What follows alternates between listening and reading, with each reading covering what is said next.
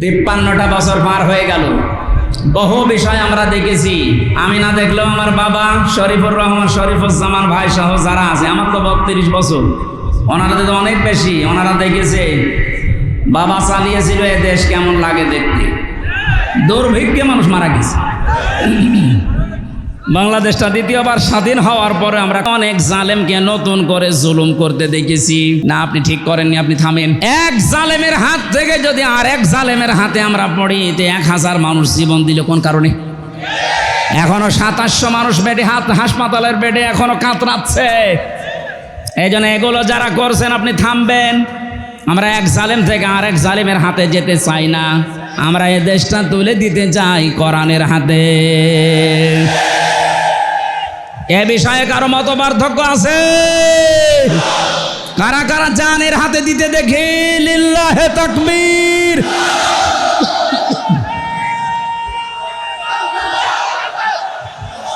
নারায়ে তাকবীর। ইসলামের শত্রুরা হুঁশিয়ার, সাবধান। এই জন্য আমাদের এখান থেকে সাবধান হওয়া দরকার, আমরা যেন কেউ জালেম হয়ে না যাই। আমাদের এখানে একটা সতর্কের বিষয় আসতেছে। সেদিন পাবনা থেকে যাচ্ছিলাম, ওই যে লালন ব্রিজ পার হয়েই দেখি গাছ ফেলা। ড্রাইভার আমারে বলছে, হুজুর ওঠেন, ডাকাত পড়িয়েছে, কাঁচ খুলে দেন।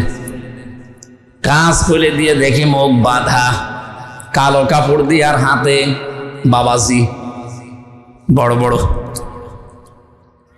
আমারে তোরা দেখে চিনে ফেলেছে, কারণ আমরা তো শয়তানও চেনে। আমি টাকা পয়সা ওদের ছুরি দেখি আগেই যা পেয়েছি, বলছি এই নেন, তাড়াতাড়ি গাছ সরিয়ে দেন। আমার দিকে তাকিয়ে বলছে, হুজুর আপনার টাকাও নেব, আল্লাহ মাফ করবে। তাড়াতাড়ি কতগুলো মানুষের হাতে কপ দিয়ে হাত কেটে দিস, টাকা লাগে। আর আমার বলছে আপনার টাকাও নেব, আল্লাহ মাফ করবে। টাকা নিয়ে আগে গাছ তুলে দিন, আমি চলে যাই। কিছু নেওয়ার পরে আমারে বলছে বাড়ি চলে যাবেন, ভাড়া লাগবে না, তেল কিনবেন না, কিছুই তো নেই, সব দিয়ে দিয়েছি। ওখান থেকে কয়েকশো টাকা, কয়েক হাজার টাকা আমারে বের করে বলছে তেল কিনে বাড়ি যান। ড্রাইভার আমারে যাওয়ার সময় বলছিল, হুজুর ডাকাত হলো ইমানদার ডাকাত, আমাদের টাকা দিয়ে দিল। এখনো নিরাপত্তা বোধ করছি না। এই অশান্ত বাংলাদেশকে এই রজব মাসে আমি কোরআন সামনে নিয়ে কসম করে বলতে পারি, যদি শান্ত করতে হয় এই 14টা কর্মসূচি এই রজব মাসে বাংলাদেশে অ্যাপ্লাই করা লাগবে। আমি 1 মিনিটের ভেতরে একটা উদাহরণ সেট করেছি, দেখেন বাস্তবের সাথে মিলিয়ে। একটা হোস্টেলে 100 জন ছাত্র থাকে, ওরা সকালবেলার মেনু খিচুড়ি ভাত, কি খিচুড়ি দেওয়া হয়। 20 জন চাচ্ছে যে খিচুড়ি থাক, আর 80 জন বলছে না আমরা খিচুড়ি চাই না। কেউ বলছে আমরা কলা পাউরুটি চাই, কেউ রোল চাই, কেউ চিড়া মুড়ি চাই, এই সমস্ত বিভিন্ন আইটেম দিয়েছে। হলের যিনি সোফার আছে উনি বলছে এভাবে তো হবে না, আমি ভোট দিলাম, দায়িত্ব দিয়ে দিলাম যে যেইটা বেশি চাবে, যদি সংখ্যায় ওইটা বেশি হয় তাহলে আমি ওইটা পাস করে দেব। এখন 20 জন তো খিচুড়ি আছে, তারা তো আর নড়ন চড়ন নেই। আগে যা চালিয়ে আসছে 20 জন ওইটাই আছে, বাকি এখনো আছে 80 জন। ভোট দেওয়ার পরে দেখা গেল রোল যারা চায় তারা 18 জন, কলা পাউরুটি যারা চায় তারা 15 জন, যারা চিড়া মুড়ি চায় ওরা 12 জন। এভাবে সিস্টেম করতে করতে শেষ পর্যন্ত পাস হয়ে গেল ওই খিচুড়ি। কথা বুঝতেছেন? জালেম এবং জালেমদের দোসর এই বাংলাদেশে খুব বেশি হলো 20 জন। আমরা যারা দেশে শান্তি আসলে চাই তারা কিন্তু 80 জন। এখন যে সময় এসেছে ছোটখাটো কোনো বিষয় নিয়ে এসেছেই হোক, ওই 20 জন বাদ দিয়ে কেউ যেন মত পার্থক্য না করে। এখন যা করবেন 15 জন হবেন, 18 জন হবেন, 12 জন হবেন, ওই 20 কিন্তু আগে যা ছিল আবার চলে আসবে। আপনি মনে করছেন বসে আছে? ডক্টর ইউনূস এই জন্য ঘোষণা দিয়েছে ওখানে বসে কথা বলবেন না, চুপ করে থাকেন। মামলা তো 100টা, কিসের 100? 1000-এর উপরে মামলা হওয়া দরকার। আমি কিছু না করে যদি আমার বাবাকে বলেছিল 50টা মামলা দিতে, তাহলে ওরা কাজ করে তো 1000-এর উপরে মামলা খাওয়া দরকার না? এই জন্য আমাদের এই উদাহরণ থেকে শিক্ষা হচ্ছে, আমরা এখন ছোটখাটো কোনো বিষয় নিয়ে মনোমালিন্য মত পার্থক্য করলে কিন্তু এই জালেমরা উৎপত্তি আছে, ওরা এখনো সব জায়গা থেকে পাল্টায়নি। সংস্কার যখন আরম্ভ হয়েছে, যারা দায়িত্বে আছেন, প্রধান উপদেষ্টা সহ যে কয়জন মানুষ আছেন, খুব তাড়াতাড়ি ইমিডিয়েটলি এই মুহূর্তে 1628টা চেয়ার আমরা পরিবর্তন চাই, কারণ এগুলো সব জালেমদের দোষ। কথা বলেন। এই যে চোপ্প মিয়া, এই চোপ্প থেকে শুরু করে যেই কয়টা ছিল জালেমদের দোসর, এই 1628টা চেয়ারের এই মুহূর্তে সকাল হতে হতে যেন শুনিতে পাল্টিয়ে গেছি। 1000-এর উপরে মানুষ জীবন দিয়ে গেল এটার জন্য, কারণ এই বৈষম্যের কারণে আজ হাজার হাজার মানুষ জুলুমের শিকার হয়ে মানবতার জীবনযাপন করেছে। অনেকে বলছে আমরা মাফ করে দিলাম, হ্যাঁ তাদের ব্যক্তিগত বিষয়, কিন্তু সামগ্রিকভাবে কোনো মানুষ যদি ভিকটিম, আমরা যারা আমার মতো 3টা বছর আপনি কোন কারণে আমাকে রাখলেন, আমি যেহেতু বেকসুর খালাস পেয়ে গেছি, আদালত প্রমাণ করেছে যে আমার কোনো দোষ নেই, কথা বলেন না কেন?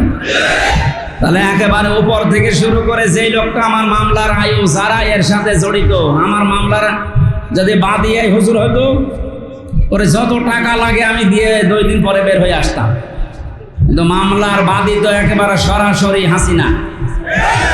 মাওলানা মামুনুল হক এবং আমির হামজা, এই 2টা নাম শুনলে বলতো ফাইল উল্টিয়ে রাখ, পরে কি করেছি আমরা এত। জেলের ভেতরে আপনি যদি রাখবেন তো স্বাভাবিকভাবে রাখেন, ফাঁসির কন্ডেম ছেলে আমার রেখে দিয়েছে, আমরা 11 ঘন্টা টাঙিয়ে রেখেছিলাম। এগুলো বাড়িতে বলে নাই, আমার বাবা গ্রাম্য মানুষ, কষ্ট পাবে, কাঁদবে, এই জন্য কিচ্ছু জানি না যে বিষয়ে পেছনে হাত বেঁধে, তাও সে যে জিনিস দিয়ে বাঁধে যে ইনি তো ভুক্তভোগী, পেছনে ওনাদের সামনে বাঁধে, ওনারা তো বড় নেতা, আমাদের বেঁধেছিল পেছনে, সেটা হাত কেটে যায়, পায়ে দেয় ডান্ডা বেড়ি, চোখ কালো কাপড় দিয়ে বেঁধে মাজায় দড়ি দিয়ে টাঙিয়ে রেখেছিল 11 ঘন্টা, মনে হচ্ছে গরু টাঙিয়ে রেখেছে। আপনি কোন কারণে এটা করলেন? এটা যদি 1 দিন 2 দিন 5 দিন 10 দিন হতো, রিমান্ডের ওই 10 দিন মেনে নিতাম। মাটির নিচে নিয়ে গেলেন কোন কারণে? আয়না ঘর শুধু আপনারা নাম শোনেন, আমি তো নিচে পরীক্ষিত দেখেছি। এরপরও অনেকে সাফাই গায় যে কি করেছে, যে ওর পালিয়ে যাওয়া লাগলো, কি করেছে আপনি কেন আসেন, আপনাকে দেখাচ্ছে। যারা বলে যে কি করেছে, আমার মনে হয় তাদেরকে আয়না ঘরে 7 দিন রাখা দরকার, দেখ কি করেছে, কি করেছে এখনো টের পাও না। এই একটু শোনেন, নবীজির হাদিস হচ্ছে, কেউ যদি জেনে শুনে জালেমকে সহযোগিতা করে, সাহায্য করে, সাপোর্ট দেয়, সে নবীর উম্মত থেকে বের হয়ে যায়। এখনো পর্যন্ত আয়না ঘর দেখার পরও যদি কেউ জালেমের সাপোর্ট দেয়, সাফাই গায়, ও নবীর উম্মত আছে। আবার বলছে ভিডিও কলে, আপা ঘাবড়াবেন না, আপনি ঘাবড়ালে আমরা নরম হয়ে যাই। কত বড় শয়তান, ওরে ধরে এত পিটানো পিটিয়েছে, এখন অনেকেই বলছে না আর কার আশায় থাকবো, যে ঘাবড়ানোর কথা সেই ঘাবড়িয়ে গেছে। আমার যতটুকু বাস্তবতা আমি দেখেছি, এদেশের 18 কোটি মানুষ যদি আপনাকে মাফ করে দেয়, ব্যারিস্টার আরমানের বউ আপনাকে মাফ করবে না, আমার ওই ছোট মেয়েটাও আপনাকে মাফ করবে।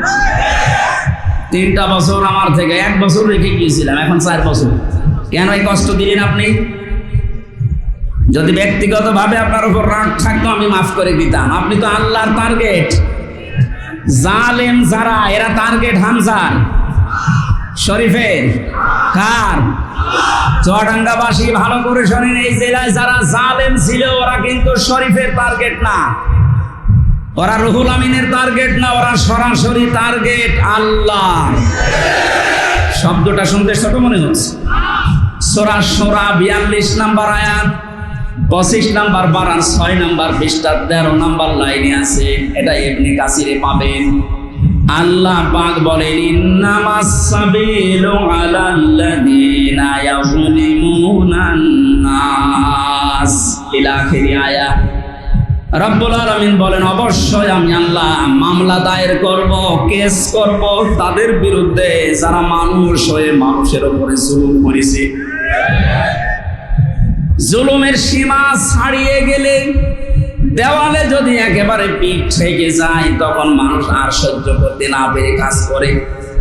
যেটার বাস্তবতা আমার কুষ্টিয়ায় হানিফের বাড়ি ভাঙা দেখে আমি দেখেছি।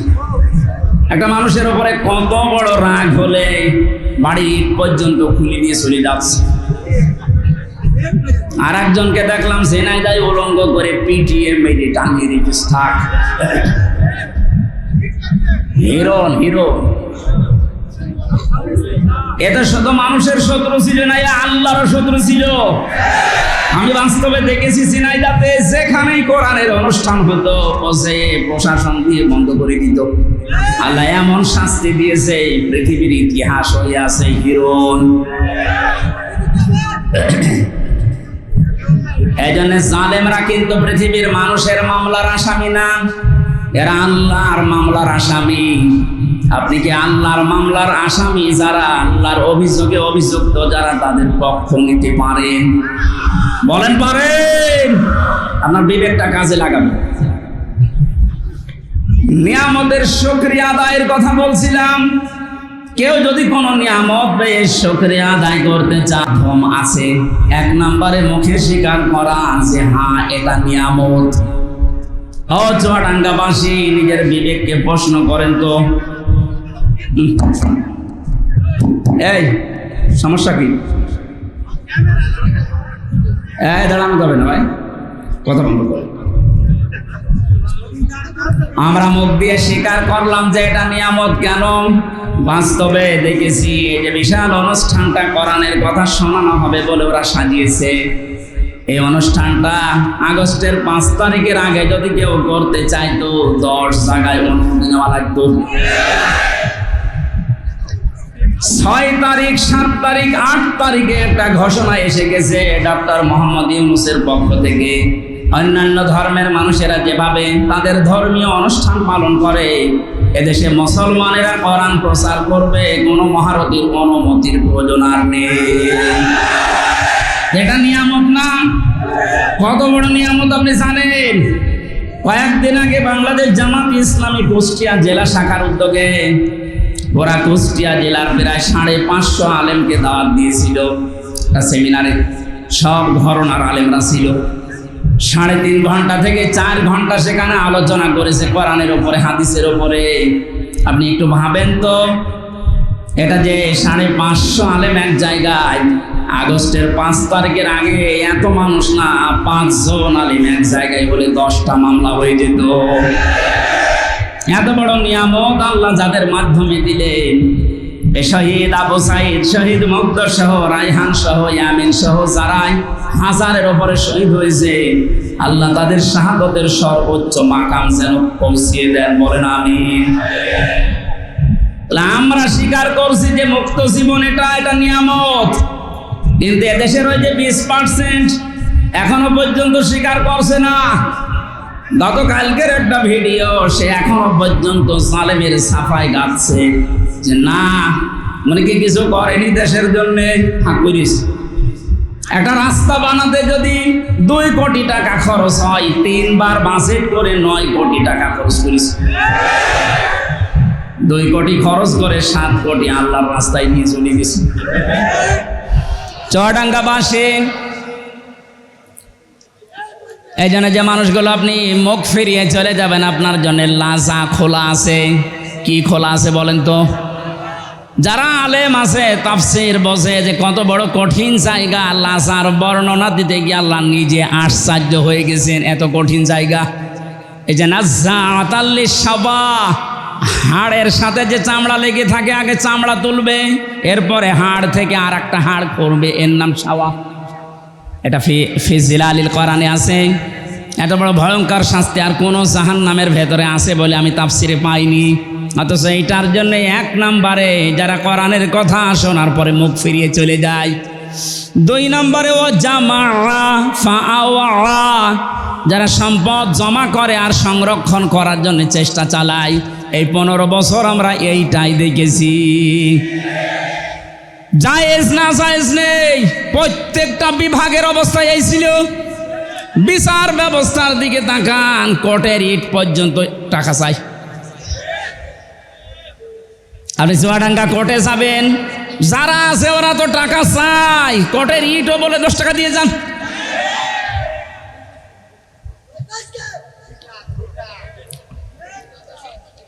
আমি প্রথম যখন গ্রেপ্তার হয়েছিলাম সেই 11 সালে, আমরা যখন থানা থেকে ছেড়ে দিল, ওখানে যে দাঁড়িয়ে আছে গেটে, বলছে টাকা দেন। টাকা কোথায় পাবো? না, ওই যে আপনাকে দেখতে এসেছিল ওরা টাকা দিয়েছে, আমি জানি। শেষে 10 টাকা দিলাম, তাও খুশি। এই যে সম্পদ জমা করার জন্য আপনি ডান হাত বাম হাত দেখেন না, বাবা শাহজালাল সব হালাল। মসজিদের টাকা পর্যন্ত যারা আত্মসাৎ করে, মসজিদের দায়িত্ব নেওয়ার জন্য অনেককে দেখা যায় পিড়াপিড়ি করছে, জোর জবরদস্তি করে। আরে মসজিদের দায়িত্ব নিয়ে কোনো মানুষ টাকা মেরে খাবে এ ভাবা যায়? অথচ বাংলাদেশ এরকম মসজিদ নেই। মসজিদের ক্যাশিয়ার কয়েক বছর টাকা মনে হয় ফেরেশতারা দিয়ে যায়।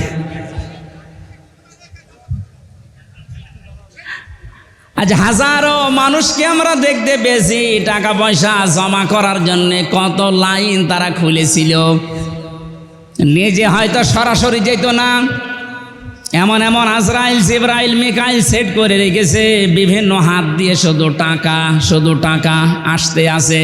শুধু টাকা আসলে তো হয় না, ফাআওয়া এগুলো জমা করার জন্য তারা চেষ্টা চালিয়েছে। আল্লাহ পাক বলেন, এই 2টা অপরাধ যারা দুনিয়ায় করবে, সম্পদ যারা জমা করে আর সংরক্ষণ করার জন্য চেষ্টা চালায়, এদেরকে আমি আল্লাহ লাজায় প্রবেশ করাবো। বলেন নাউজুবিল্লাহ। এই যে সম্পদ শব্দটা এই আয়াতের ভেতরে আছে, ওয়া জামা, এই শব্দটার ব্যাখ্যা করতে গিয়ে আমি তাফসিরে দেখেছি জামার ভেতরে 4টা বিষয় লুকিয়ে আছে। কয়টা? 1 নম্বরে টাকা পয়সা যারা জমা করে, শুধু জমা করে, এর হক আদায় করে না।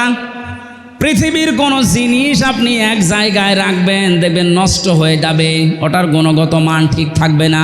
যেমন পানি যদি কেউ এক জায়গায় রেখে দেয়, পচন ধরে, পোকামাকড় তৈরি হয়, দুর্গন্ধ হয়। কথা বলছেন না কেন? লোহা লক্কড় যদি এক জায়গায় ঘিরে দেন, জং ধরবে, ধার নষ্ট হয়ে যাবে, অকেজ হয়ে যাবে। যত ব্যবহার করবেন তত ওর ধার ভালো থাকবে, ওর কার্যকারী ক্ষমতা ঠিক থাকবে। পানি যত ছেড়ে দেবেন তত স্বচ্ছ নির্মল পানি আসতে থাকবে। কথা বলেন ঠিক কিনা? পৃথিবীর কোনো জিনিস আপনি এক জায়গায় রাখলে ও ঠিক থাকবে না, এইটাই ফাইনাল। এই যে যারা এলেম শিখেছে, আলেমরা যদি এলেম বন্টন না করে শুধু জমা করে রাখে, ও জানা এলেমও ভুলে যাবে। যত বর্ণনা করবে, যত জানাবে, না জানা এলেম আল্লাহ তারে দান করবে। সম্পদ আদি যারা টাকা পয়সা শুধু জমা করেন, এর হক আদায় করেন না, যাকাত সাদগা এককালীন দানের মাধ্যমে, তাদের ওইগুলো আপনি মনে করছেন যে হ্যাঁ টাকা জমা হচ্ছে, এর আবার ক্ষতি কিনা, ওর দ্বারা শত্রু পয়দা হবে। আপনি হক আদায় করেননি, যাদের যাকাত দেওয়ার দরকার ছিল তারা দেননি। ওই মানুষগুলো যাকাত না পেয়ে অভাবে পড়বে, শেষ পর্যন্ত আপনার জমানো সম্পদে হামলা দেবে। ওই সম্পদ তখন আপনার জীবনের কাল হয়ে দাঁড়াবে, আপনার জীবন নাশের কারণ হবে। কথা বলেন ঠিক কিনা? তাহলে এখান থেকে কি পেলেন আপনি এই জামার ব্যাখ্যায়? পৃথিবীর কোনো জিনিস যেহেতু এক জায়গায় রাখলে ঠিক থাকে না, ক্ষমতাও এক জায়গায় রাখলে ঠিক থাকে না, গরম হয়। 15 বছরে এত গরম হয়েছিল যা সহ্য করতে পারিনি। এই জন্য আমরাও চাই এদেশে যেন কারো হাতে ক্ষমতার জমা না থাকে। এই কথা বলছেন, কারো হাতে যেন জমা না থাকে, ওটা ছেড়ে দেন, চলতে থাকবে। এক জায়গায় হলেই যার কাছে যাবে ও আবার গরম হবে। ও গরম হলে এখন যে জালেম বিদায় নিয়েছে এর চাইতেও মারাত্মক হবে।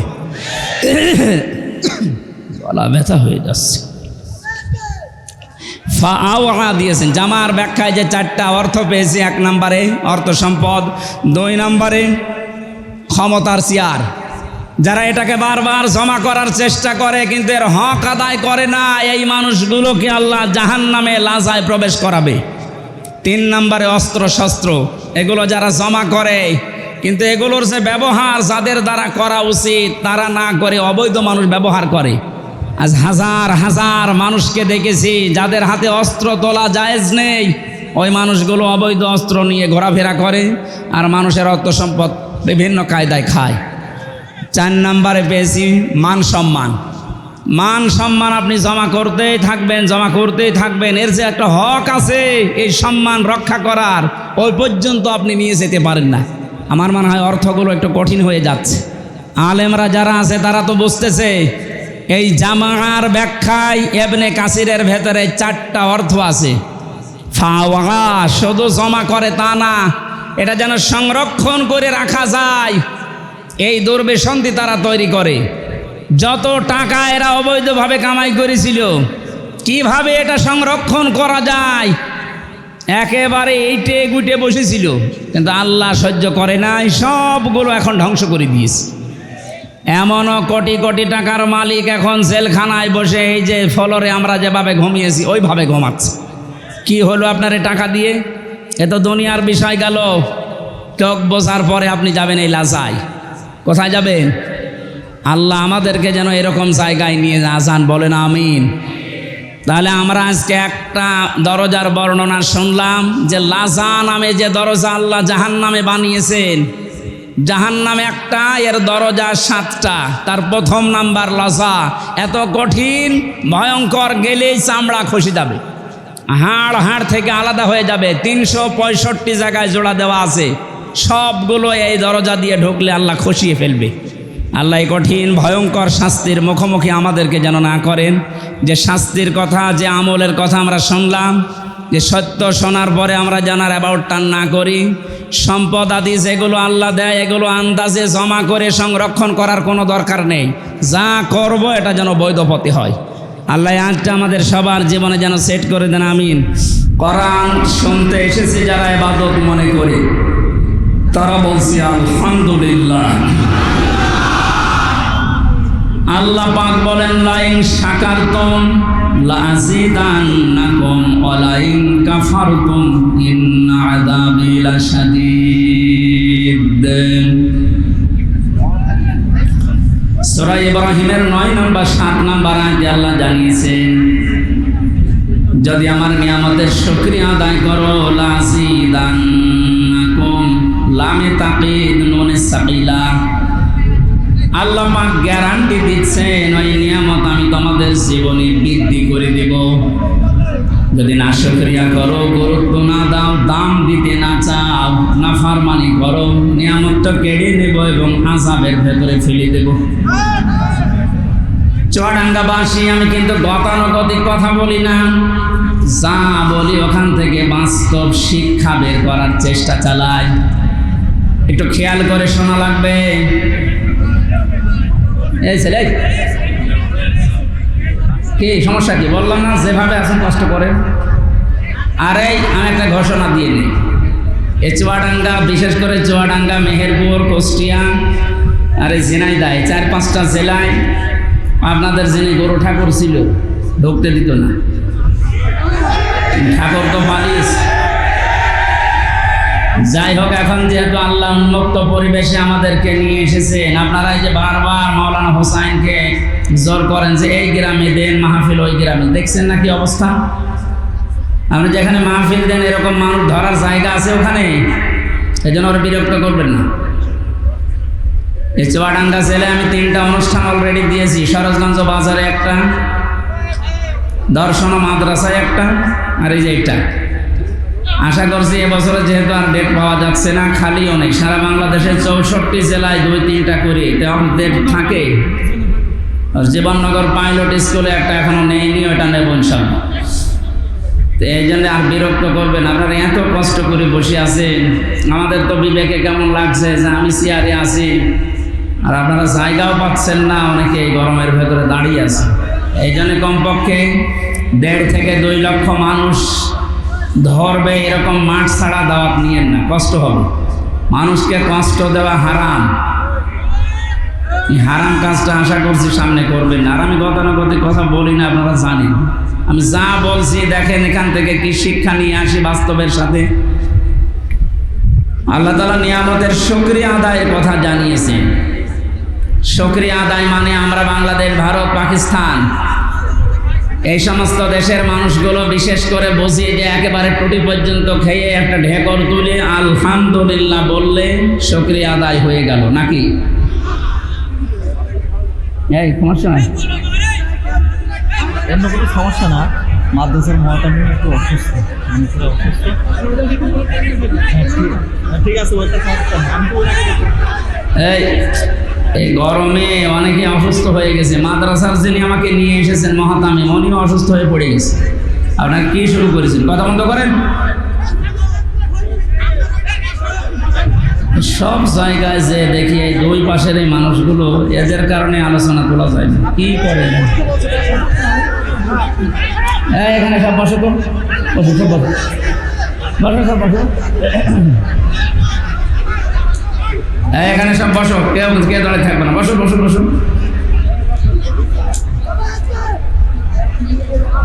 চুয়াডাঙ্গাবাসী আমরা যেহেতু কোরআন কারীম থেকে কথা বলার জন্য এবং শোনার জন্য এসেছি, আর পৃথিবীতে যারা কোরআন দিয়ে কথা বলে এরাই সত্য কথা বলে। এতদিন আমরা শুনেছি কোরআনের আয়াত পড়তো ঠিক, কিন্তু উল্টা পাল্টা ফতোয়া দিত অনেকে। বলতো লাকুম দীনুকুম ওয়ালিয়া দীন, রাহুল বুখারী। একটা কথা হইল, আপনি আয়াত পড়ছেন কোরআনে আর দলিল দিচ্ছেন বুখারী। কোরআনে কারীম কি ওই রকম নাকি? আল্লাহ পাক এত অথেন্টিক ভাবে এটা রেখেছেন এবং কিয়ামত পর্যন্ত তিনি রাখবেন বলে ঘোষণা দিয়েছেন, ইন্না নাহনু নাযালনা যিকরা ওয়া ইন্না লাহু লাহাফিজুন। আল্লাহ বলেন অবশ্যই আমার এই কোরআনকে আমি আল্লাহ নিজে নাজিল করেছি, এই জিকির, এবং কিয়ামত পর্যন্ত এর সংরক্ষণের দায়িত্ব আমি আল্লাহ নিজে হাতে তুলে নিয়েছি। নবীজিকে আল্লাহ ধমক দিয়েছেন, ওয়ালাউ তাকাব্বালা আলাইনা বা'দাল আকাবিল লাআখাযনা মিনহু বিল ইয়ামিন সুম্মা লাকাতা'না মিনহুল ওয়াতিন।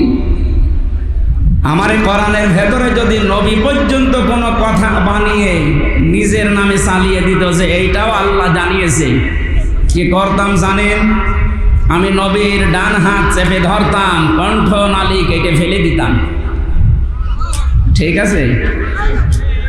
না না ঠিক, আপনারা আলেম না, কিসের আলেম পড়ে? লাআখাযনা, আমি বললাম যে আল্লাহ পাক নবীজির হাত চেপে ধরতেন না, আল্লাহ নিজের হাত দিয়ে ধরতেন। এখানে ফাইল আল্লাহ নিজে, নবীর হাত ধরতেন না, আল্লাহ নিজে ধরতেন তার হাত দিয়ে। মিনহু বিল ইয়ামিন, বাম হাতের কথা দিলেন না কেন? ডান হাতের কথা দিলেন কেন? আল্লাহর বাম হাতে শক্তি কম নাকি? আমার বাম হাতে থাপ্পড় খেয়েছে।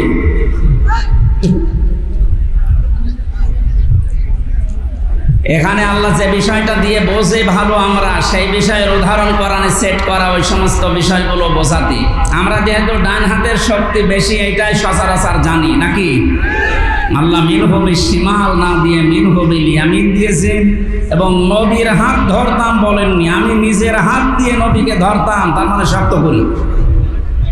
দেখেছেন কত কঠিন কথা দিলেন যে আমি নিজে আমার কুদরতের হাত, যেটা পাওয়ার, এই শক্তিশালী হাত দিয়ে নবীকে চেপে ধরতাম।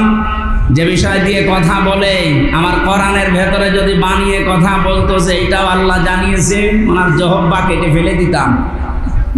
যে নবীকে জীবনে কোনোদিন নাম ধরে ডাকলেন না, অসম্মান হবে, তার সম্মান নষ্ট হবে। এই কারণে নাম যেখানেই ধরেছেন রেসালাতের ঘোষণা দিয়েছেন, মুহাম্মাদুর রাসূলুল্লাহ। এইরকম পাওয়ারফুল সম্মানিত মানুষকে যদি বলে আপনার জহব্বা কেটে ফেলতাম, তাহলে যারা লাকুম দীনুকুম ওয়ালিয়া দীন বলে রাহুল বুখারী চালিয়ে দিচ্ছে, এদের কি কেটে ফেলা দরকার বলেন তো? আপনি কি কথা বোঝেন না আন্দাজে হাসতেছেন? এই জন্য অথেন্টিক কিতাব এটা পৃথিবীতে। এই গুরুত্বপূর্ণ বিষয় আজকে শোনার জন্য যারা এসেছি, বিশ্ব নবী জানিয়েছেন মান ক্বালা বিহি সাদাকা, যারা কোরআন দিয়ে কথা বলবে তোমাদের সামনে, তারাই সত্য কথা বলবে, কিন্তু কথাগুলো কোরআন থেকে হওয়া লাগবে। কথা বুঝতেছে? অমান হাকামা বিহি আদালা, যারা কোরআন দিয়ে বিচার ফায়সালা করবে, এরা ন্যায় বিচার কায়েম করতে পারবে।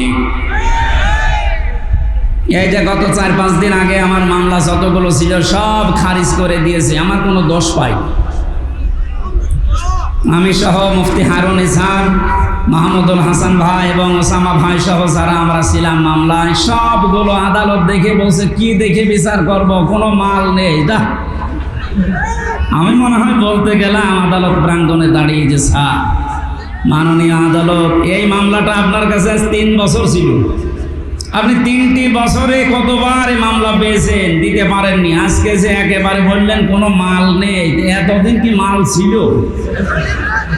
উনি বলতো যে হুজুর আমার হাত বাঁধা ছিল। কি ছিল? আজকে যখন হাত ওনার খুলেছে, শুধু এই বিচারপতির না, সারা বাংলাদেশের হাত আমরা এভাবে খুলে দিতে চাই। বৈষম্য বিরোধী ছাত্র আন্দোলনে যারা যোগ দিয়েছিল, যারা আন্দোলন করেছিল, তাদের যে 9টা দফা ছিল তার 1 নম্বরে কারো হাত বাঁধা থাকবে না। এই বাংলাদেশে আমরা দেখেছি শুধু একজনের হাত খোলা ছিল, বাকি সবার হাত বাঁধা, এমনকি কাকু পর্যন্ত ও হাত বাঁধা। আমার বাবা গিয়েছিল স্বরাষ্ট্র মন্ত্রণালয়ের কাছে, বলে না আমার হাত বাঁধা, তেরো চেয়ারে বসার দরকার। হ্যাঁ, একটা স্বরাষ্ট্র মন্ত্রী সে যদি বলে আমার হাত বাঁধা, হাত খোলা আছে কার? এই 3 বছরে জেল খাটার পরে আমি দেখেছি হাত একজনেরই খোলা ছিল। সে যাই হোক, আমরা চাই ওনার মতো হাত এই দেশে 1628 জন মানুষ এই চেয়ারে বসে আছে। 1628 জন যে চেয়ারে বসে আছে সব হাত আমরা খোলা রাখতে চাই। আবু সাইদ যেভাবে হাত খোলা ছিল, সবার হাত এভাবে খোলা রাখতে চাই। কথা বলেন ঠিক কিনা?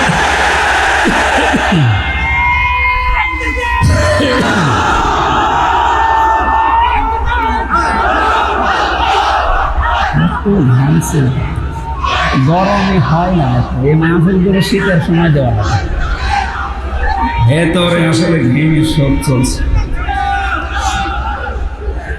চুয়াডাঙ্গাবাসী এটা রেকর্ড হচ্ছে, কালকে সারা বাংলাদেশের সব আনাচে কানাচে ছড়িয়ে যাবে। আমি উদ্দেশ্য করছি এখানে 18 কোটি মানুষ আমার সামনে, সবাইকে জানাচ্ছি হাত যেমন খুলে গেছে, কিয়ামতের আগে যেন এই দেশে আর কারো হাত বাঁধা না থাকে। আগামীতে যারা আসবে তারা যেন এভাবে হাত খুলে রাখে, যেন আমরা ন্যায় বিচার করতে পারি। ন্যায় বিচারের জন্য এটা লাগবে। অমান হাকামা বিহি আদালা, যারা কোরআন দিয়ে বিচার করে এরা ন্যায় বিচার কায়েম করতে পারে। 53টা বছর পার হয়ে গেল, বহু বিষয় আমরা দেখেছি। আমি না দেখলেও আমার বাবা শরীফুর রহমান, শরীফুজ্জামান ভাই সহ যারা আছে, আমার তো 32 বছর, ওনারা তো অনেক বেশি। ওনারা দেখেছে বাবা চালিয়েছিল এ দেশ কেমন লাগে দেখতে, দুর্ভিক্ষে মানুষ মারা গেছে। আজকে বাংলাদেশে মুক্তিযোদ্ধার একজন কমান্ডার, উনি ঘোষণা দিয়েছে বঙ্গবন্ধু যার নাম আমরা শুনি, উনি মুক্তিযুদ্ধ করেননি। যে চেতনা নিয়ে এই 16 বছর আপনি অত্যাচার করলেন ইসলামপন্থী এবং জাতীয়তাবাদ মানুষের উপরে, এই চেতনাটা সামনে নিয়ে এখন শুনছি সে নাকি মুক্তিযুদ্ধ এটা ছিল না। এটা যে এখন ওনার বক্তব্যটা আমি এখনো সত্যতা প্রমাণ পাইনি। যদি সত্য হয় এতদিন তাহলে মিথ্যাচার করে জাতিকে আপনি যা করলেন কি জবাব দেবেন বলেন তো? জাতি তো এখন সব জেনে ফেলেছে, কথা বলেন না কেন? আমাদের এখানে একটা সতর্কের বিষয় আসতেছে। আমি 1 মিনিটের ভেতরে একটা উদাহরণ সেট করেছি, দেখেন বাস্তবের সাথে মিলিয়ে।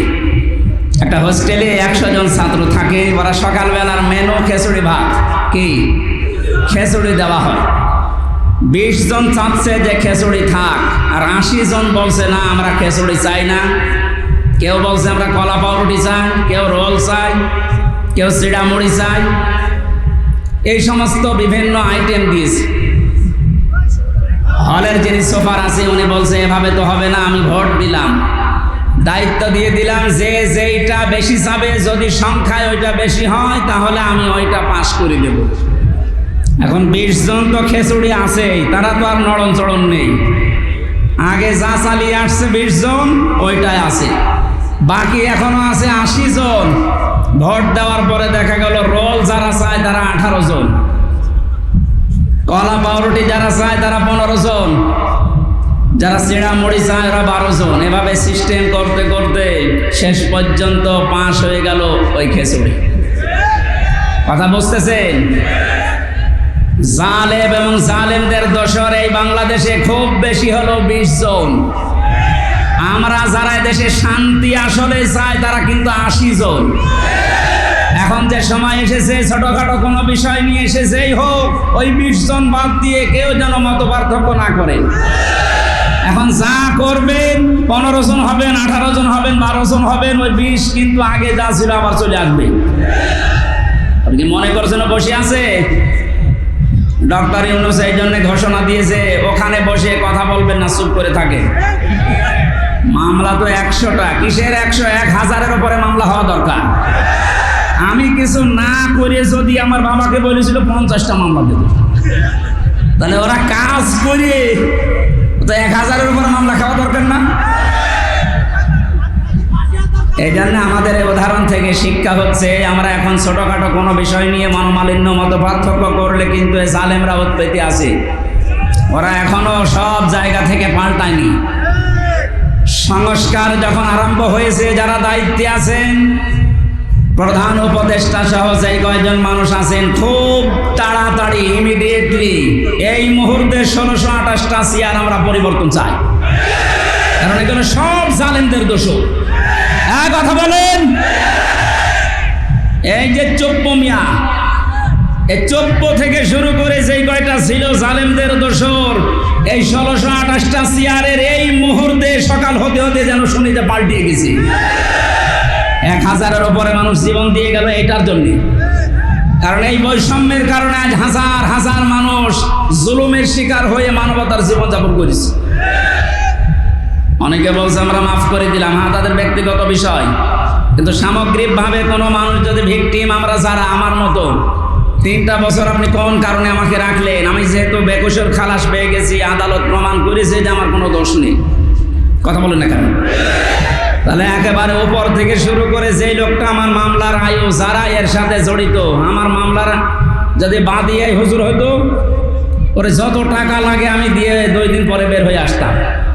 কিন্তু মামলার বাদী তো একেবারে সরাসরি হাসিনা। মাওলানা মামুনুল হক এবং আমির হামজা, এই 2টা নাম শুনলেই বলতো ফাইল উল্টিয়ে রাখ পরে। কি করেছি আমরা এত? জেলের ভেতরে আপনি যদি রাখবেন তো স্বাভাবিকভাবে রাখেন। ফাঁসির কন্ডেম ছেলে আমার রেখে দিয়েছে, আমার 11 ঘন্টা টাঙিয়ে রেখেছিলাম। এগুলো বাড়িতে বলে নাই, আমার বাবা গ্রাম্য মানুষ, কষ্ট পাবে, কাঁদবে, এই জন্য কিচ্ছু জানি না যে বিষয়ে পেছনে হাত বেঁধে তাও সে যে জিনিস দিয়ে বাঁধে যে ইনি তো ভুক্তভোগী, পেছনে ওনাদের সামনে বাঁধে। ওনারা তো বড় নেতা, আমাদের বেঁধেছিল পেছনে, সেটা হাত কেটে যায়, পায়ে দেয় ডান্ডা বেড়ি, চোখ কালো কাপড় দিয়ে বেঁধে মাজায় দড়ি দিয়ে টাঙিয়ে রেখেছিল 11 ঘন্টা। মনে হচ্ছে গরু টাঙিয়ে রেখেছে। আপনি কোন কারণে এটা করলেন? এটা যদি 1 দিন, 2 দিন, 5 দিন, 10 দিন হতো, রিমান্ডের ওই 10 দিন মেনে নিতাম। মাটির নিচে নিয়ে গেলেন কোন কারণে? আয়না ঘর শুধু আপনারা নাম শোনেন, আমি তো নিজে পরীক্ষিত দেখেছি। এরপরও অনেকে সাফাই গায় যে কি করেছে যে ওর পালিয়ে যাওয়া লাগলো, কি করেছে আপনি কেন আসেন, আপনাকে দেখাচ্ছি। যারা বলে যে কি করেছে, আমার মনে হয় তাদেরকে আয়না ঘরে 7 দিন রাখা দরকার। দেখ কি করেছে, কি করেছে এখনো টের পাও না। এই একটু শোনেন, নবীজির হাদিস হচ্ছে কেউ যদি জেনে শুনে জালেমকে সহযোগিতা করে, সাহায্য করে, সাপোর্ট দেয়, সে নবীর উম্মত থেকে বের হয়ে যায়। এখনো পর্যন্ত আয়না ঘর দেখার পরেও যদি কেউ জালেমের সাপোর্ট দেয়, সাফাই গায়, ও নবীর উম্মত আছে। আবার বলছে ভিডিও কলে, আপা ঘাবড়াবেন না, আপনি ঘাবড়ালে আমরা নরম হয়ে যাই। কত বড় শয়তান! ওরে ধরে এত পিটানো পিটিয়েছে, এখন অনেকেই বলছে না আর কার আশায় থাকবো, যে ঘাবড়ানোর কথা সেই ঘাবড়িয়ে গেছে। আমার যতটুকু বাস্তবতা আমি দেখেছি, এদেশের 18 কোটি মানুষ যদি আপনাকে মাফ করে দেয়, ব্যারিস্টার আরমানের বউ আপনাকে মাফ করবে না। আমার ওই ছোট মেয়েটাও আপনাকে মাফ করবে না। 3টা বছর আমার থেকে 1 বছর রেখে গিয়েছিলাম, এখন 4 বছর। কেন এই কষ্ট দিলেন আপনি? যদি ব্যক্তিগতভাবে আপনার উপর রাগ থাকতো আমি মাফ করে দিতাম। আপনি তো আল্লাহর টার্গেট। জালেম যারা, এরা টার্গেট হামজার, শরীফের, কার?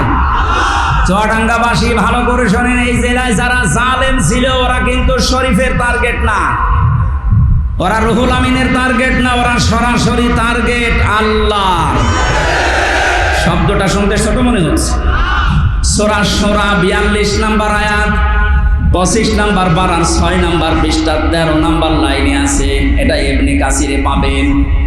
আল্লাহ পাক বলেন, ইন্নামাস সাবিলু আলাল্লাযীনা ইয়াযলিমুনান নাস, ইলা আখির আয়াত। রব্বুল আলামিন বলেন, অবশ্যই আমি আল্লাহ মামলা দায়ের করব, কেস করব তাদের বিরুদ্ধে যারা মানুষ হয়ে মানুষের উপরে জুলুম করেছে। জুলুমের সীমা ছাড়িয়ে গেলে, দেওয়ালে যদি একেবারে পিঠ থেকে যায়, তখন মানুষ আর সহ্য করতে না পেরে কাজ করে। যেটার বাস্তবতা আমার কুষ্টিয়ায় হানিফের বাড়ি ভাঙা দেখে আমি দেখেছি। একটা মানুষের উপরে কত বড় রাগ হলে বাড়ি ইট পর্যন্ত খুলে নিয়ে চলে যাচ্ছে। আর একজনকে দেখলাম ঝিনাইদহে উলঙ্গ করে পিটিয়ে মেরে টাঙিয়ে রেখেছে। থাক, হিরো। এটা শুধু মানুষের শত্রু ছিল না, আল্লাহর শত্রু ছিল। আমি বাস্তবে দেখেছি ঝিনাইদহে যেখানেই কোরআনের অনুষ্ঠান হতো, প্রশাসন দিয়ে বন্ধ করে দিত। আল্লাহ এমন শাস্তি দিয়েছে, পৃথিবীর ইতিহাস হয়ে আছে হিরোন। এই জন্য জালেমরা কিন্তু পৃথিবীর মানুষের মামলার আসামি না, এরা আল্লাহর মামলার আসামি। আপনি কি আল্লাহর মামলার আসামি যারা, আল্লাহর অভিযোগে অভিযুক্ত যারা, তাদের পক্ষ নিতে পারেন? বলেন পারেন? আপনার বিবেকটা কাজে লাগাবেন।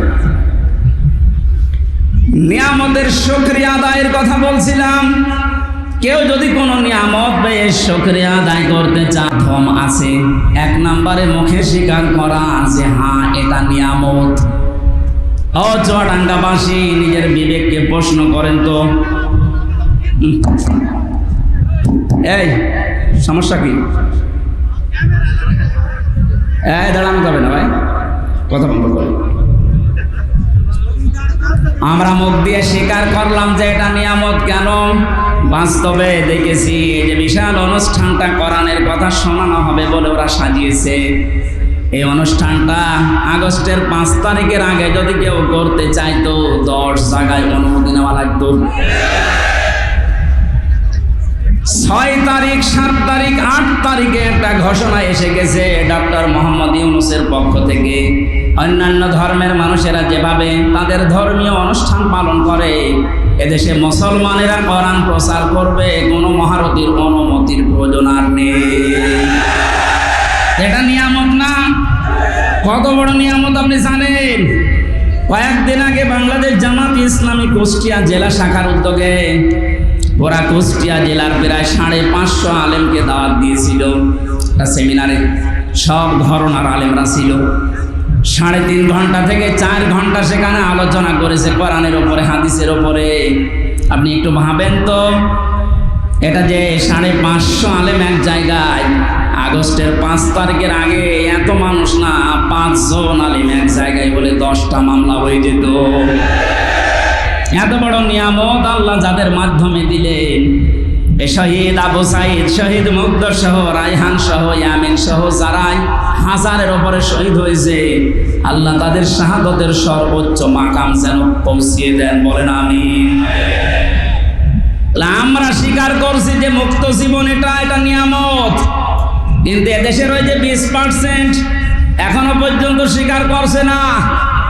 গতকালকের একটা ভিডিও, সে এখনো পর্যন্ত জালেমের সাফাই গাচ্ছে যে না, মানে কি কিছু করেনি দেশের জন্য। করিস, একটা রাস্তা বানাতে যদি 2 কোটি টাকা খরচ হয়, 3 বার বাজেট করে 9 কোটি টাকা খরচ করিস। 2 কোটি খরচ করে 7 কোটি আল্লাহর রাস্তায় নিয়ে চলে গেছে। এই যে আল্লাহর রাস্তায় নিয়ে গেছে বললাম কেন? ওই দরবেশের কারণে। দরবেশ কত টাকা আত্মসাৎ করেছে দেখেছেন? 36,000 কোটি। আপনি জীবনে যদি গণনা করে তো জীবন শেষ হয়ে যাবে। দরবেশের যদি এই হাল হয়, যেগুলো ধরবেশ, ওগুলোর অবস্থা কি? আমার মনে হয় পালিয়ে যারা গেছে এদের টাকা পয়সাগুলো ডক্টর ইউনূস ঘোষণা দিয়েছে এগুলো সব ফিরিয়ে আনা হবে। তাড়াতাড়ি করেন, সবগুলো ফিরিয়ে নিয়ে আসেন। শুধু ফিরিয়ে নিয়ে আসা না, যারা টাকা পয়সা আত্মসাৎ করেছে, বেগম পাড়া বানিয়েছে, এদের স্ত্রী সন্তান পুত্র যা আছে সব রাষ্ট্রের কাছে লাগান। টাকা পয়সাগুলো নিয়ে এসে আপনি একটু দেশের মানুষের কাছে দেন, দেখেন দেশটা দাঁড়িয়ে যাবে। কোনো অভাব নেই এদেশে, অভাব শুধু সুষ্ঠু বন্টনে। এই সুষ্ঠু বন্টন যেন হয়, আমরা এরকম মানুষকে এখন সামনে চাই। কথা বলেন ঠিক কিনা? ওনার যখন বললো যে আমার 2টা ছেলে হাফেজ আলেম হবে, আমার মন হৃদয় ভরে গেছে। এরকম মানুষকে আপনি দায়িত্ব দেবেন, যে মানুষগুলো কোরআনে কারিম নিজে পড়ে সন্তানকে পড়ায়। আমি এর আগে শুনেছিলাম যে ওনার ভাই, যে টরিক ভাই নাকি, উনি একটা মাদ্রাসা অলরেডি নিজে একা একা চালায়, এবং চুয়াডাঙ্গার ভেতরে ওইটা নাকি একটা মডেল। কয়েকদিন আগে আমি মালয়েশিয়া ছিলাম, মিজানুর রহমান আজহারি ভাইয়ের সাথে কয়েকটা প্রোগ্রাম ছিল। উনি আমাকে বলছিল টরিক ভাই কিছু সালাম দিন। উনি আসবে বাংলাদেশে কিছুদিনের ভেতরে। কুষ্টিয়াতে একটা প্রোগ্রাম নেওয়ার কথা জানিয়েছি, কুষ্টিয়ার স্টেডিয়াম মাঠে। উনি আর আমি থাকবো, আপনারা ইনশাল্লাহ যাবেন, দাওয়াত দিয়ে দিল মগরিব। চুয়াডাঙ্গাবাসী 100 জনের 80 জন আমরা এখন স্বীকার করে নিলাম যে হ্যাঁ এটা আমাদের জন্য নিয়ামত, কিন্তু ওই জালেমরা তারা এখনো পর্যন্ত স্বীকার করে না সেই স্বাধীনতা এটা নিয়ামত। কথা বলেন না কেন? তাহলে নিয়ামত পাওয়ার পরে আমরা যারা 80 ভাগ শুকরিয়া আদায় করলাম, মুখ দিয়ে স্বীকার করছি যে হ্যাঁ এটা নিয়ামত, 20 ভাগ যারা আছে এখনো পর্যন্ত স্বীকার করছে না। আপনি মাঝে মাঝেই দেখবেন ওরা নতুন নতুন ইস্যু তৈরি করে এই 20 জন বিশৃঙ্খলা তৈরি করছে। প্রথমে ওরা অমুসলিমদেরকে দিয়ে চেষ্টা চালিয়েছিল সংখ্যালঘু নাম দিয়ে। জামাতে ইসলামের কেন্দ্রীয় আমির যিনি ডাক্তার শফিকুর রহমান ঘোষণা দিয়েছেন এই বাংলাদেশে কোনো সংখ্যালঘু সংখ্যাগুরু নেই। সুতরাং এই ইস্যু তুলে যারা মানুষের ভেতরে বিদ্রোহ তৈরি করতে চাচ্ছেন তাদের হালে পানি নেবে না ইনশাআল্লাহ। ন্যায়নি পৃথিবী বুঝে গেছে না, এটা ওদের দুর্বিসন্ধি। এরপরে ওরা আস্তে আস্তে চালিয়েছিল প্রধান বিচারপতিকে দিয়ে দেশটা অস্থিতিশীল করতে, ছাত্রদের সামনে ধরা পড়ে গেছে। এরপরও যখন পারে নাই চেষ্টা চালিয়েছে আনসার দিয়ে। কিসের আনসার? 42,000 আনসার নিয়োগ হয়েছে এই দেশে এই 9 সাল থেকে শুরু করে 24 সাল পর্যন্ত। তার 32,000 সবগুলো গোপালগঞ্জে। 42,000-এর 32,000 যদি গোপালগঞ্জের হয়, বাকি 63 জেলার মানুষ আমরা ঘাস কাটছি। দুর্নীতির কোন জায়গায় পৌঁছিয়েছিল আপনি চিন্তা করেন? এই দেশের জাতীয় মসজিদের ইমাম পর্যন্ত পালিয়ে গেছে। ইমাম সাহেবও যদি পালিয়ে যায়, আর কোন জায়গা বাকি আছে বলে আপনার মনে হচ্ছে? কোনো জায়গা ফাঁকা নেই, সব জায়গা ওগুলো একেবারে পরিপূর্ণ হয়ে গেছে। আল্লাহর কোরআন জানিয়েছে লিয়াজদাদু ইসমা, আল্লাহ ওদের পাপ এমন ভাবে পরিপূর্ণ করে দিয়েছে যে জায়গা যখন আর খালি নেই, অলাহুম আযাবুম মুহিন, তখন ওদের অপমানজনক শাস্তি ঢেলে দিয়েছে। এর বাস্তব প্রমাণ এই কালামানিক, ওর বিসি পর্যন্ত উড়ে গেছে। বলেন আর কি বাকি থাকে? এটা বিচারপতি, তাও সুপ্রিম কোর্টের, এত বড় শয়তান ছিল, ওর কথা বললেই শুধু মুসলমানদের, ইসলামের আর কোরআনের। আর একজন বলতো, ওরে দেখলাম একজন কিক মেরেছে আদালতে, এমন একটা লাথি দিয়েছে, জালেমদের আমার মনে হয় এর চাইতে অপমান আর নেই। দরবেশের যে অপমান আমরা দেখেছি, দাড়ি কেটে নম হয়ে গেছে। প্রথমে যে শয়তানকে ধরেছিল ওই শয়তান বলছে আমার একা নেবেন মানে ওই যে দরবেশ কোনটা ওই যে সালমান এফ রহমান।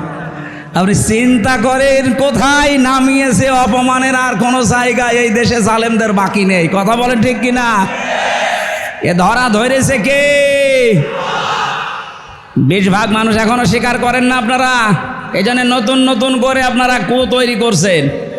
প্রধান বিচারপতিকে দিয়ে একবার চেষ্টা চালিয়েছে, পারে নাই। আনসারদেরকে দিয়ে চেষ্টা চালিয়েছে, ওটাও পারে নাই।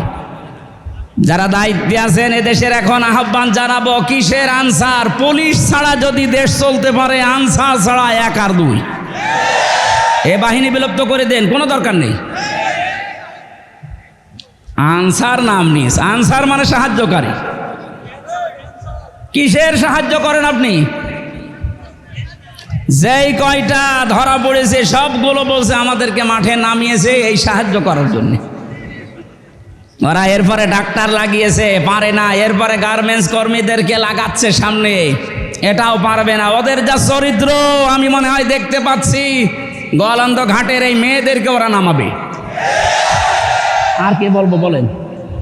এ চাইতে নিচু শব্দ আমার জানা নেই, কারণ ওদের চরিত্রের দিকে তাকিয়ে বললাম এত নিচে নামতে পারে। জেলখানায় মানুষ এমনিতেই থাকে অসহায়। গিয়াসউদ্দিন মামুন এবং অপু ভাই আর আমি এক জায়গায় ছিলাম। আমাদের তিনজনকে টার্গেট নিয়েছিল যে সিসি ক্যামেরা লাগিয়ে দাও। ওই উপর থেকে শয়তান দেখতো, ওদের সাথে কেউ আমাদের সাথে কেউ কথা বললে তাড়াতাড়ি করে ওকে কল দিয়ে বলতো ওদেরকে তাড়াতাড়ি আলাদা কর। এমনিতেই আসি ফাঁসির কন্ডেম ছেলে, এরপরে 24 ঘন্টা তালা লাগানো, এরপরে সামনে কারারক্ষী বসা, এরপরে যোগাযোগ বিচ্ছিন্ন, এরপরে যদি সিসি ক্যামেরা লাগিয়ে থাকে বলেন তো কেমন লাগে?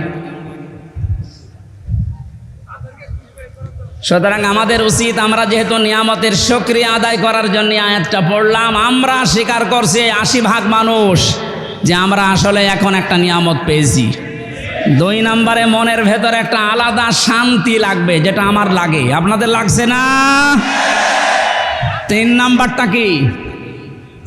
নিয়ামতের শুকরিয়া আদায় করার জন্য 3 নাম্বার, আল্লাহ পাক বলেন যে নিয়ামতটা পেয়েছো এটা পৌঁছিয়ে দাও জায়গা মতো।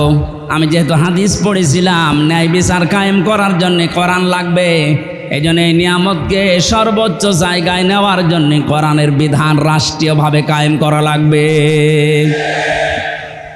বাবার কথা বলছিলাম, উনি চালিয়েছে, স্বামীও চালিয়েছে দেশ, বউও চালিয়েছে, চাচা চালিয়েছিল জোর করি, প্রত্যেকেই তো চালিয়েছে দেখলাম। ও বাংলার মুসলমানেরা এখন শুধু দেখতে বাকি আছে আল্লাহর এই কালাম দিয়ে দেশটা চললে কেমন দেখা যায়। এইটা দিয়ে বাংলার সংসদ চলো, কারা চান দেখে? লিল্লাহে তাকবীর।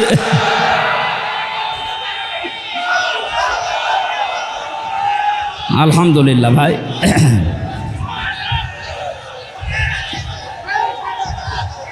ঠিক আছে,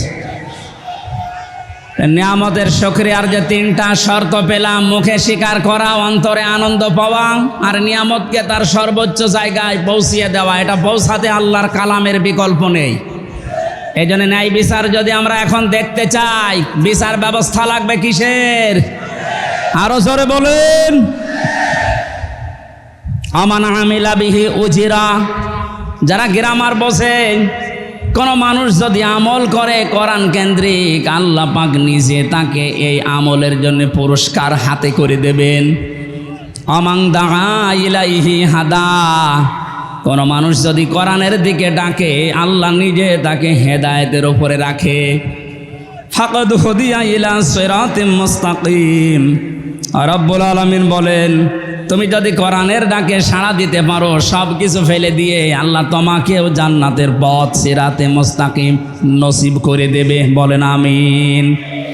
দরুদ আর সালাম পাঠ করার মাধ্যমে আজকের তেলাওয়াতকৃত আয়াত সূরা হিজর 43-44 2টা আয়াত পড়েছি। আমি 1 আয়াত বা হাফ আয়াত পড়ি তাফসীর মাহফিল। আজকে 2টা পড়েছি, একটু বেশি সময় কথা বলবো, থাকবেন তো নাকি? হ্যাঁ, আমরা কোরআন থেকে কথা শোনার জন্যে এবার প্রবেশ করছি। জবান খুলে সব বাদ দিয়ে পড়ে না। আউযু বিল্লাহি মিনাশ শাইতানির রাজিম। বিসমিল্লাহির রহমানির রহিম। ওয়া ইন্না জাহান্নামা লামাউইদুহুম আজমাইন। লাহা সাবআতু আবওয়াব লিকুল্লি বাবিম মিনহুম জুজউম মাকসুম।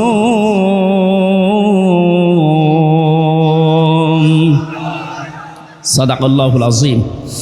সূরা হিজর কোন সূরা? 99টা আয়াত আছে। আসলে প্রচণ্ড গরমে তো এত ফ্যান চলছে, এরপরও আমার কষ্ট হচ্ছে, আর আপনারা এত গরমে বসে আছেন। শেষ করে দেব নাকি? যাক, কিছু মানুষ চলে যাক, একটু ফাঁকা হোক, যান, কিছু মানুষ চলে যান, কিছু মানুষ চলে যান, কিছু চলে যান, রাস্তায় শুনতে শুনতে যান। ভাই, ওই যে শরীফ ভাই চলে গেল, ওনার মতো চলে যান, যান যান যান, কিছু মানুষ চলে যান, আমরা একটু আরামে কথা বলি, যান। সুবহানাল্লাহ, আলহামদুলিল্লাহ, লা ইলাহা ইল্লাল্লাহ। সুবহানাল্লাহ, আলহামদুলিল্লাহ, লা ইলাহা ইল্লাল্লাহ। লা ইলাহা ইল্লাল্লাহ মুহাম্মাদুর রাসূলুল্লাহ। আমার ভাইরা, সূরা হিজরের শেষ নাম্বার আয়াতে আল্লাহ আমাদেরকে জানিয়েছেন, ওয়া'বুদ রাব্বাকা হাত্তা ইয়াতিয়াকাল ইয়াকিন। হে নবী, আপনি আপনার রবের ইবাদত করেন ওই দিন পর্যন্ত যতক্ষণ আপনার কাছে ইয়াকিন না আসে। এখানে ইয়াকিন শাব্দিক অর্থ হচ্ছে মউত। তাফসিরে মুফাসসির লিখেছেন ফি জিলালিল কোরআনে, ইয়াকিন মানে এখানে আল্লাহ মউতকে ইন্ডিকেট করেছেন। সুতরাং আমাদের ইবাদত করা লাগবে 2 দিন, 5 দিন, 10 দিন না, একেবারে মরণ পর্যন্ত। কথা বলেন ঠিক কিনা? এখন ইবাদত পৃথিবীতে যে যেই ধাঁচে করছে, তার জন্য আল্লাহ জান্নাতের নিয়ামতগুলো ওইভাবেই সাজাবেন। আমরা জানি জান্নাত 8টা। জান্নাত কয়টা?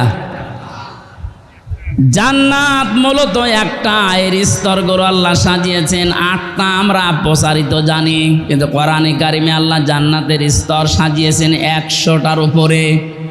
দুনিয়াতে যে ধরনের ইবাদত করবে, কাজ করবে, আমল করবে, কিয়ামতের ময়দানে আল্লাহ তাকে ওই ধরনের জান্নাতে প্রবেশ করাবে।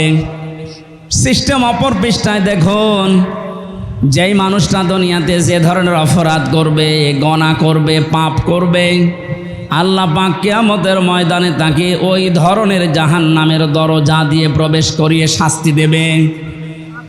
জাহান্নামের বর্ণনা কোরআনে কারিমে আয়াত অনুযায়ী আল্লাহ বলেন, লাহা সাবআতু আবওয়াব। এর আগে যেহেতু জাহান্নামের আলোচনা চলছিল, এই জন্যে দ্বারা আল্লাহ জাহান্নামকে ইঙ্গিত দিয়েছেন। জাহান্নাম আল্লাহর কাছে একটা, এর দরজা স্তর যাই বলেন 7টা। লিকুল্লি বাবিম মিনহুম জুজউম মাকসুম। প্রত্যেকের জন্যে আলাদা আলাদা দরজা আছে। দুনিয়াতে যে যেই ধরনের অপরাধ করবে, আল্লাহ পাক তাকে ওই দরজা দিয়ে ওই জাহান্নামে প্রবেশ করাবে। বলেন নাউজুবিল্লাহ। তাহলে আয়াত থেকে আমাদের শিক্ষা এই, আমরা এখন কোন ধরনের আমলে, কোন ধরনের গনার কাছে আছি, যার কারণে আল্লাহ এমন দরজা বানিয়েছে যে আমি ও দরজার উপযুক্ত হয়ে গেলাম কিনা। এই জন্যে আজকের এই তাফসীর মাহফিলে আমাদের আশা। আল্লাহ রাব্বুল আলামিন যে জাহান্নাম বানিয়েছেন, এটা বিশেষ্য। এ পদটা পড়া কোরআনে কারিমে নামটা 59 বার আল্লাহ ব্যবহার করেছেন।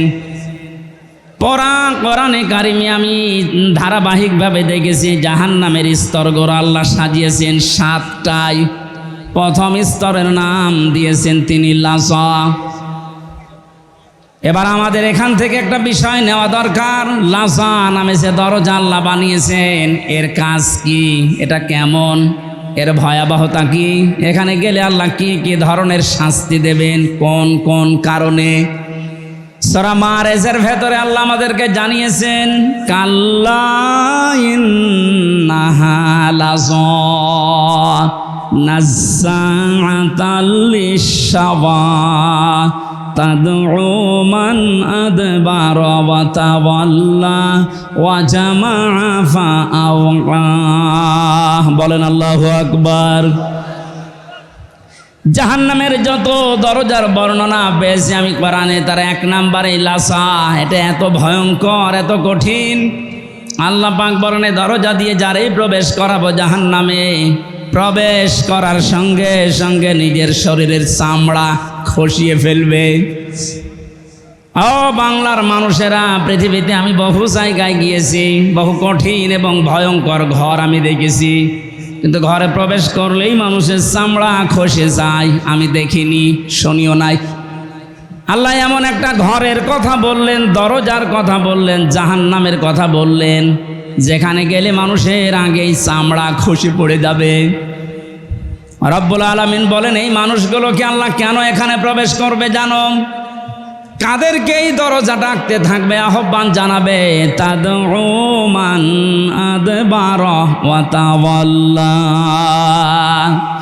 যে মানুষগুলো সত্যকে সত্য জানার পরে অহংকার করে, হিংসা করে, মুখ ফিরিয়ে অ্যাবাউট টার্ন করে চলে গেছে। এই আয়াত পড়ার পরে আমি দেখতেছি বাংলাদেশে এই চরিত্রের মানুষ বেশি। এদেরকে চোখে আঙ্গুল দিয়ে গুলিয়ে খাওয়ালে এরা সত্যকে সত্য বলে মেনে নিতে চায় না। ওর বাবা যা করেছে, ওর দাদা যা করেছে, ও ওই দিকে শুধু টান দেয়। আল্লাহ পাক বলেন, তাদউ, ডাকবে তাদেরকে, ইলাসা মান আদবারা ওয়া তাওয়াল্লা। যে ব্যক্তি এদবার করে, মুখ ফিরিয়ে নেয়, অহংকার করে, যারা দাম্ভিকতা করে, আল্লাহর কোরআন থেকে, আল্লাহর আয়াত থেকে যারা মুখ ফেরায়। কোরআনে কারিমে আয়াতের ব্যাখ্যায় আমি আর একটা আয়াত পেয়েছি, ইন্নাল্লাযীনা কাযযাবু বিআয়াতিনা ওয়াস্তাকবারু আনহা লা তুফাত্তাহু লাহুম আবওয়াবুস সামা ওয়ালা ইয়াদখুলুনাল জান্নাহ ইলা আখিরি আয়া। সূরা আরাফের 41-40 নম্বর আয়াতে আল্লাহ জানিয়েছেন, নিশ্চয় যারা আমার আয়াতকে মিথ্যা মনে করে, মিথ্যা প্রতিপন্ন করে এবং কথা শোনার পরে যারা মুখ ফিরিয়ে অহংকার করে চলে যায় আমার কোরআনের সাথে, এই মানুষগুলোর প্রথম শাস্তি হচ্ছে লা তুফাত্তাহু লাহুম আবওয়াবুস সামা। এদের জন্য আকাশের কোনো দরজা খোলা হচ্ছে না, হবে না।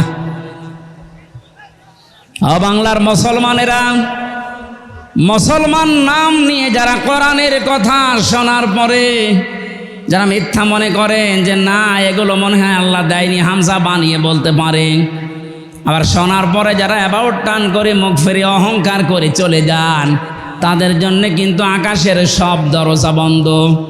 প্রশ্ন আসতে পারে, দরজা খোলা বন্ধ এ আমার কি দরকার? না, আজরাইল যখন মানুষের জান কবজ করবে সঙ্গে সঙ্গে ওইটা নিয়ে কিন্তু আকাশেই উঠবে। কোথায়? আল্লাহ 1 বছর যদি দিতেন যে বাপ, তাহলে একটা দরজা বন্ধ থাকতো। আল্লাহ আবওয়াব দিয়েছেন বহু বছর। কোরআনের কথা শোনার পরে যারা অহংকার করে চলে যাবেন, মরণের পরে আপনার একটা দরজাও আপনি খোলা পাবেন না, সব দরজা আপনার জন্য বন্ধ। তো ফাত্তাহু এটা মজারে, বর্তমান, ভবিষ্যৎ, প্রেজেন্ট, ফিউচার। সুতরাং এখন যারা আল্লাহর আয়াতের সাথে এই আচরণ করছেন তাদের আমল আকাশে ওটা বন্ধ হয়ে গেছে, কোনো দরজা খোলা নেই। মরণের পরে আপনার এই রূহকে আল্লাহ উপরে তুলতে দেবে না, সব দরজা বন্ধ করে দেবে। বিবেক থাকলে ভাবেন তো কত কঠিন বিষয় এটা।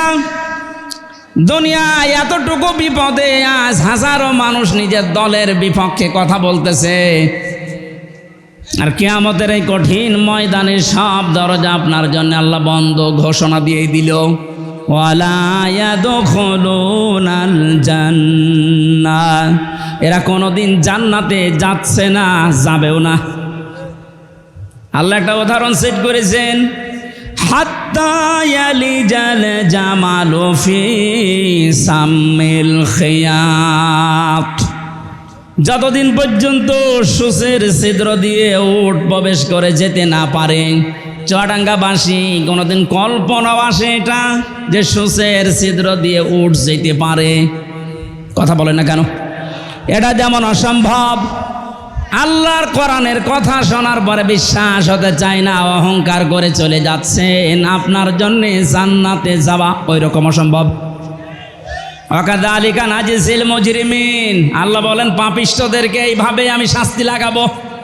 শাস্তির ধরন দিয়েছেন এখানে, লাহুম মিন জাহান্নামা মিহাদু ওয়া মিন ফাওকিহিম গাওয়াশ ওয়াকাযালিকা নাজিজিজ যালিমিন।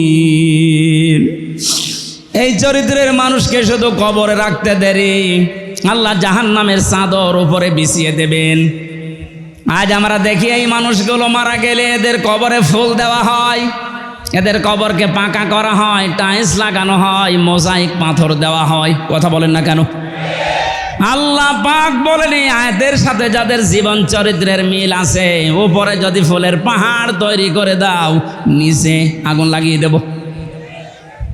এখনো হুঁশ আসে না আপনার? সারাটা জীবন কোরআনে কারিমের বিপক্ষে অবস্থান নিয়েছে, কোরআনের কথা শুনলে যারা অনুমতি দিতে চায় না, বাধা দিয়েছে। আমি নাম ধরে বলছি, এই টোটন মিয়া। আজকের যে দ্বিতীয় মেহমান মাওলানা হুসাইন, ওর বাড়ি আলমডাঙ্গাতে। আমি জেলখানা থেকে বের হওয়ার পরেই এই 6 মাস আগেও একটা মাহফিল নিয়েছিল আমার, ওনার কাছে অনুমতি নিতে গেছে, ধমক দিয়ে বলছে কোরআন শোনা দরকার কি, গান শুনতে পারো না?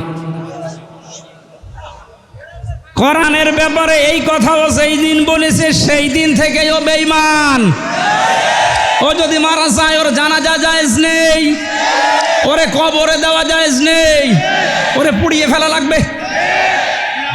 কারণ ও তো এমনিতেও জাহান্নামে যাবে, অমনিতেও জাহান্নামে যাবে। এটা আমি বানালাম।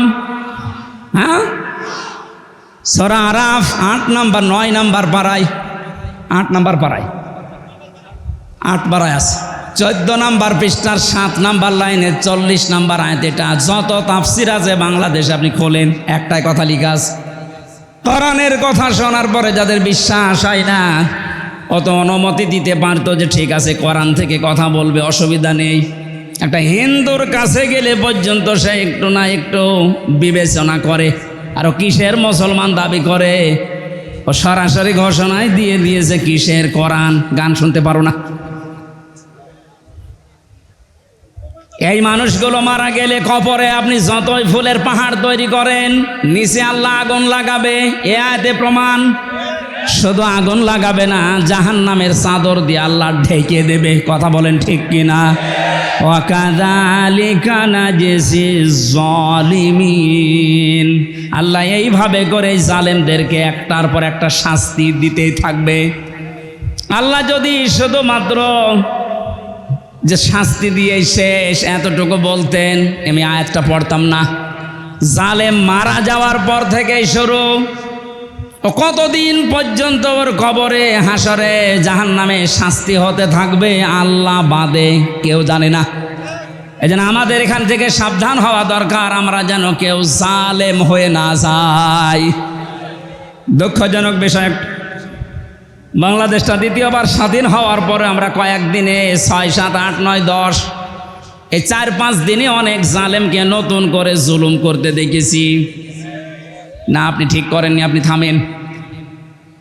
এক জালেমের হাত থেকে যদি আর এক জালেমের হাতে আমরা পড়ি, তো 1000 মানুষ জীবন দিল কোন কারণে?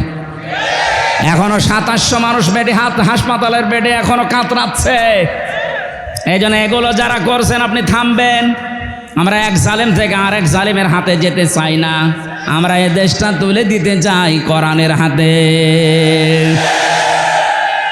এ বিষয়ে কারো মত পার্থক্য আছে? কারা কারা জানের হাতে দিতে দেখি? লিল্লাহে তাকবীর।